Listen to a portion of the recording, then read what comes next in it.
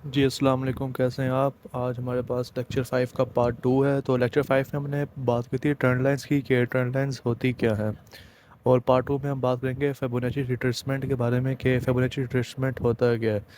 देखिए, मैं आपको पहले ये बता दूं कि जो हमने ट्रेंड लाइन की बात की ना कि ट्रेंड लाइन कौन सी मार्केट में किस चीज़ को ज़्यादा रिस्पेक्ट देती है, बुलिश बेरिश, जो भी हमने उस लेक्चर में बात की थी। तो अब हमारा तो उससे थोड़ा मिलता जुलता ही टॉपिक है उसके साथ वाला कि व्हाट इज़ फिबोनाची रिट्रेसमेंट। देखिए, मैंने आपको ये तो बताया हुआ है कि मार्केट जो है ना यूं इस डायरेक्शन में एकदम ऊपर या एकदम यूं नीचे बाय सेल नहीं होती। अगर कोई फंडामेंटल न्यूज़ आ जाए, कोई हैवी फंडामेंटल न्यूज़ आ जाए, तो कुछ कैंडल्स बनती हैं या एक दो कैंडल्स। वैसे मार्केट बुलिश या बेरिश जाने के लिए थोड़ा ना जिगजैग वे जाती है। यानी कि आप यूँ देखें कि मार्केट कुछ इस तरह वे में बाई साइड जाती है, और ऐसे ही सेल साइड भी यानी कि थोड़ा ना जिगजैग वे में नीचे की तरफ आती है, ऊपर की तरफ। तो हमारे पास हमने जैसे ट्रेंड लाइन की बात की थी कि ट्रेंड लाइन होती है आपके पास बुलिश और bearish trend line. Bullish market में हम बुलिश करते हैं और बेरिश में बेरिश। तो आज हमारा टॉपिक ये है कि व्हाट इज़ फिबोनाची रिट्रेसमेंट। तो मार्केट में एक तरह के ना दो मूव होते हैं, इम्पल्सिव मूव और रिट्रेसमेंट मूव। यानी कि इम्पल्सिव मूव, और उसके बाद आता है उसका रिट्रेसमेंट मूव। कि मार्केट ऊपर तो गई है लेकिन कितना नीचे आएगी। यानी कि हम जैसे ये मार्केट ड्रा करते हैं ना, तो इसमें जो ये वाला आपके पास मूव है ना, फर्स्ट वाला इम्पल्सिव अच्छा बड़ा मूव होता है वो मूव के बाद कितना रिट्रेस होगा, उसके बाद अगेन ऊपर जाएगा। तो फिर हम जो अपनी जो स्ट्रेस मूवमेंट में अपनी एंट्री भी प्लान करते हैं। तो आज हमारा टॉपिक इसी बारे में है कि कितना नीचे आ सकता है यू वगैरह। अब वैसे बात करें फिबोनाची रिट्रेसमेंट की, तो वो बहुत लंबा ही टॉपिक हो जाएगा और वीडियो भी शायद बहुत लंबी हो जाए कि फिबोनाची रिट्रेसमेंट किसने बनाया, कौन था, गोल्डन रेशियो वगैरह, बहुत लंबा टॉपिक है। तो शुरू करते हैं। हमारे पास एक हम थोड़ा थोड़ा मैं बड़े में कर देता हूँ, थोड़ा बड़ा बना देता हूँ।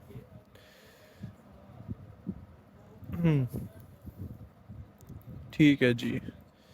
तो आपके पास ये पहला वाला मूव आ गया। यहाँ से थोड़ा इसको बड़ा कर लेते हैं। अब आपके पास ये पहला वाला जो मूव है ना, हम इस पे एक टूल होता है आपके पास, ये इधर फिब रिट्रेसमेंट, यानी कि फिबोनाची रिट्रेसमेंट। आपने इसको क्लिक करना है।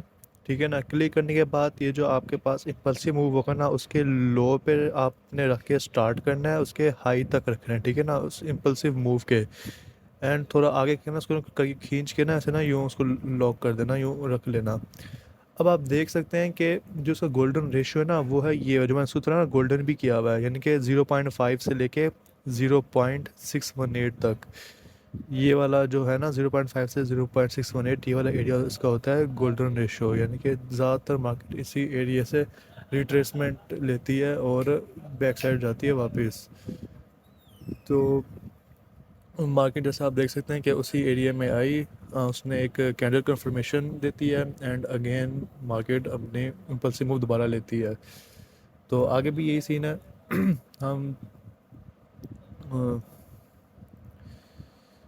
अब हम दूसरा, अब फॉर एग्जांपल अगर आपसे ये मिस हो गया है ये वाली ट्रीटमेंट, तो कोई मसला नहीं, मार्केट दोबारा इम्पल्सिव मूव लेगी। दोबारा हम अपना फिब रिट्रेसमेंट लगाएंगे इसके लो से हाई। ज़्यादा प्रोबेबिलिटी तो यही होती है कि मार्केट आपके यानी कि फिब रिट्रेसमेंट पे ही आगे कोई कैंडल का फॉर्मेशन दे, फॉर एग्जांपल डोजी दे दे, या वो के हैमर दे दे। हैमर डोजी ऐसे कई हर किसी की अपनी अपनी भी होती हैं या भी डिफरेंट भी होती हैं। बेसिक तो ये है कि कैंडल फॉर्मेशन के डोजी या हैमर का ही वेट करते हैं। अच्छा, तो ज़्यादातर ये भी होता है कि मार्केट कभी कभी इस एरिया में नहीं भी आती, और ऊपर जो उसके बाकी जोन है जैसे 0.328 या 0.236, यहाँ से भी कभी भी रिट्रेस हो जाती है। लेकिन ज़्यादातर प्रोबेबिलिटी यही है कि मार्केट इस गोल्डन रेशो से ही आके रिट्रेस तक यहाँ तक हो और अगेन इम्पल्सिव मूव। तो ये तो हमने ली थी बुलिश की एग्जांपल। अब हम थोड़ा बेरिश की एग्जांपल भी ऐसे ही है, कोई रॉकेट साइंस नहीं है। ये आपके पास आया एक बेरिश इम्पल्सिव मूव, ये उसका retracement move, again bearish move, उसका रिट्रेसमेंट मूव, अगेन उसका बेरिश इम्पल्सिव मूव। तो आपने इसमें इसका उलट है, आपने इसके हाई पे रखना है और उसके लो तक एंड अगेन थोड़ा आगे खींच देना है। तो आपके सामने ये एग्जांपल है। ज़्यादातर पॉसिबिलिटीज़ में भी ये है कि मार्केट आपके गोल्डन रेशो यानी कि जो मैं आपको बताया हुआ है कि 0.5 से लेकर 0.618 यहाँ तक अगर आके कैंडल कंफर्मेशन दे तो ज़्यादा अच्छा होता है, वरना किसी भी और एरिया से शायद हो जाए। ज़्यादा पॉसिबिलिटी इसी लेवल की है। तो अब हम चलते हैं सीधा अपनी मार्केट में, और हमारे पास गोल्ड का चार्ट खुला हुआ है। तो हम इसको ना रियल लाइफ में भी ढूंढ, तो आपके सामने ही एक मैंने एक एग्जांपल ढूंढी हुई है, बहुत ही क्लियर है कि ये आपके पास बुलिश मार्केट यानी कि बुलिश थोड़ा ट्रेंड इसमें आया मार्केट में बड़े टाइम फ्रेम में। तो बड़े टाइम फ्रेम में एक्यूरेसी भी अच्छी होती है, जैसे कि मैंने आपको बताया हुआ है पहले भी वीडियो में। तो इसमें हमारे पास ये एक अच्छा खासा बुलिश मूव है, ठीक है ना, इम्पल्सिव मूव। हमने इसके क्या कहते हैं लो पे रखा और उसके हाई तक खींच के छोड़ दिया। तो आप देख सकते हैं कि मार्केट तकरीबन हमारे बल्कि पूरे हमारे जोन में आई है, और वहाँ इसने दो डोजीज कैंडल बनाई हैं एंड अगेन बुलिश बायर्स की यहाँ विनिंग हुई है और मार्केट अपसाइड गई है। तो यानी कि ये इसका इम्पल्सिव मूव, ये retracement and again impulsive move. तो उम्मीद करता हूँ आपको समझ आ गई होगी, और हम सेलिंग भी देख लेते हैं। हाँ, तो हमारे पास ये आप देख सकते हैं कि अगेन एक अच्छा सेलिंग इम्पल्सिव मूव है। हम इसके हाई पे रख के लो तक रखते हैं एंड अगेन हाँ। तो आप देख सकते हैं कि तकरीब पूरे हमारे उस जोन में आके वहाँ उसने कैंडल बनाई है, three doji hammer type and again एक अच्छी selling candle and again market down side direction में आ गई है।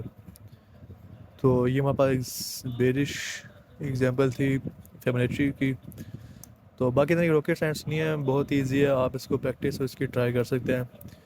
तो उम्मीद करता हूँ आपको समझ आ गई होगी। तब मिलते हैं अपने नेक्स्ट लेक्चर में, तब तक के लिए अल्लाह हाफिज़। बाकी इसकी प्रैक्टिस करते रहें और अल्लाह हाफिज़।